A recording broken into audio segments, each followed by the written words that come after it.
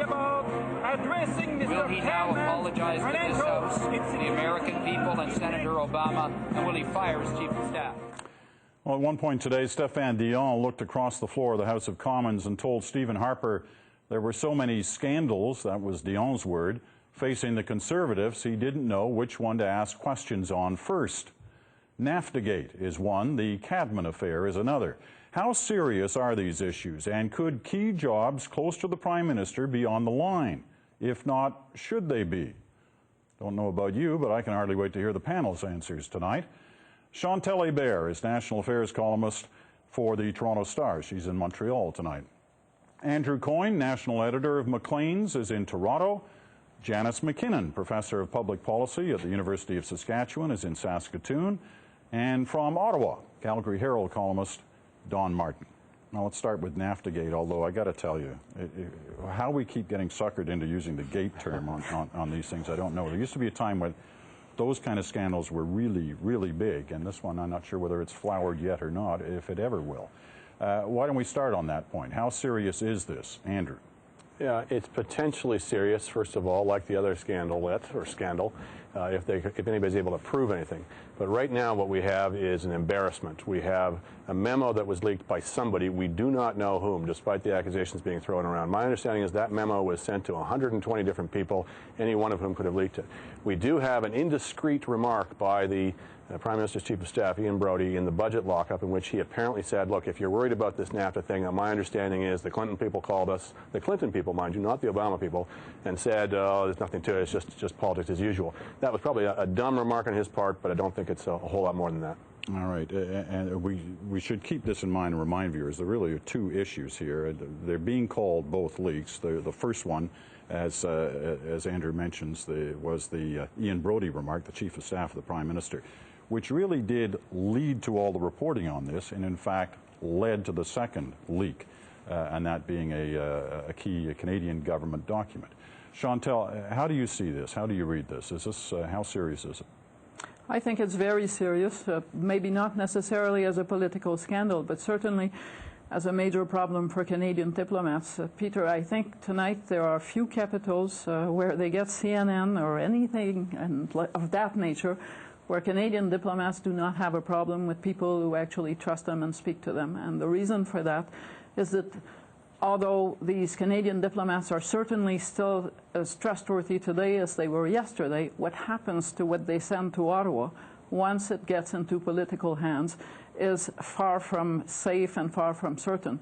And to fix that damage is going to take more than a few exchanges in the House of Commons, because we don't routinely have leaks of notes from the Foreign Service in this country. That is not a practice that we have, and it's very, very damaging to our capacity to operate foreign policy. Don, you were in the House again today watching the arguments back and forth on this one. Where do you see it in terms of how serious it could be? Yeah, I'm still trying to get over the fact that this very secretive government's biggest crisis is leaking to the media. I just never thought that would happen. And I'm also a little perturbed that the Canada's view on this crisis is going to be seen on CNN, where Jack Layton is representing us. But I won't go there.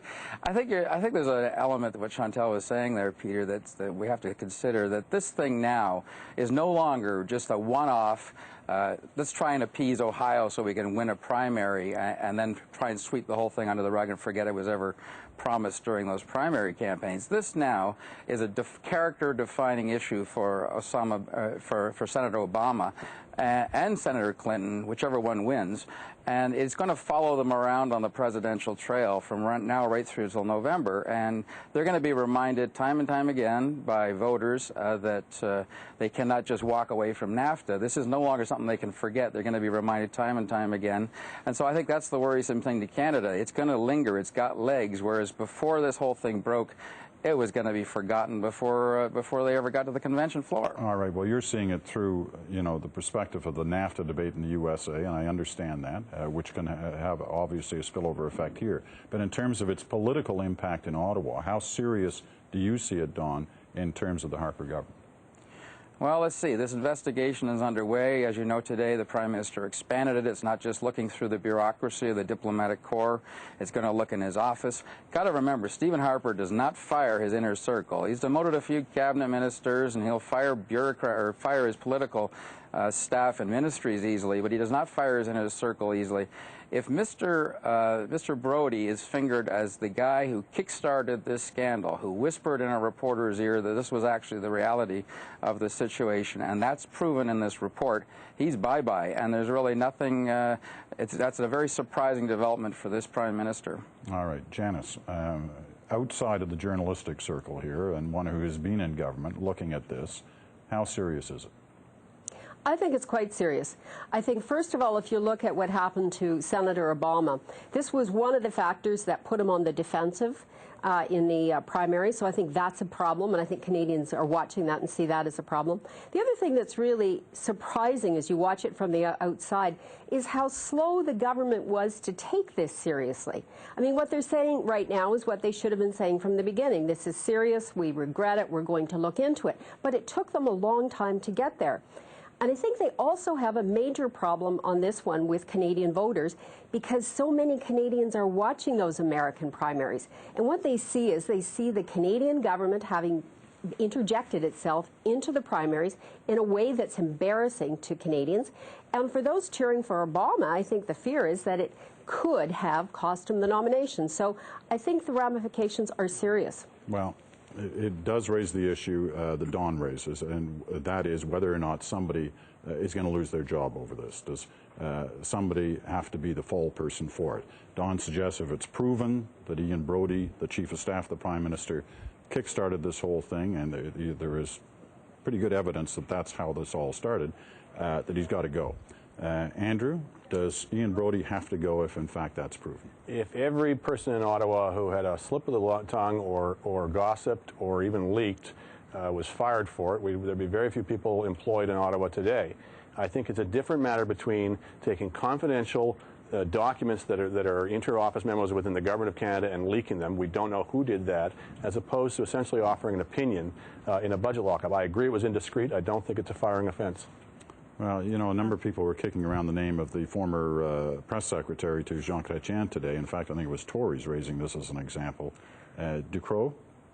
Yes, but there is a difference. François Ducrot actually said the President of the United States was a moron, so, and it was derogatory.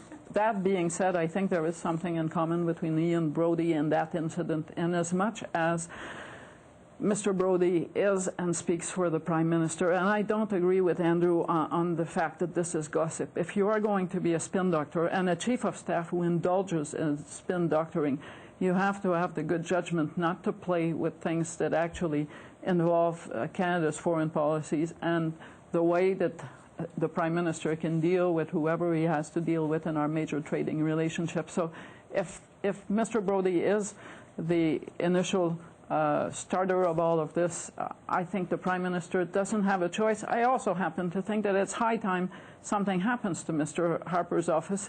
This is the third incident in a very short time that involves a member of the PMO. Sandra Buckler saying we were out of the loop on suspending the detainees. Dimitri Soudas, who suddenly has a role in commercial disputes of the government with well-connected developers in Montreal, and now this. The PMO for Stephen Harper runs the town, and it seems to be running wild. We should just tie the knot on the Francie Ducrot story. She was fired for what she said. She resigned. She resigned after a private meeting with the Prime Minister, right? Yes. Yeah, well, okay. he originally refused a resignation. That's why I make the point. Yeah, She was resigned, as they say. She was resigned. Janice, should somebody be fired for this? I think the Prime Minister has two very tough audiences to be accountable to here. I think he's got the Democrats, who are most likely to control all aspects of the American government after the elections. They will want action. They will want answers and action. And so will Canadian voters. So I agree with Don here. If, in fact, when all the evidence is on the table and it's been carefully looked at, it does go back to the Prime Minister's Chief of Staff, he is going to have to fire him. This is not a minor matter. I think it may take some time because it's a very difficult thing for a Prime Minister to do. But I think that there will be little option if the evidence suggests that it was his chief of staff. Okay.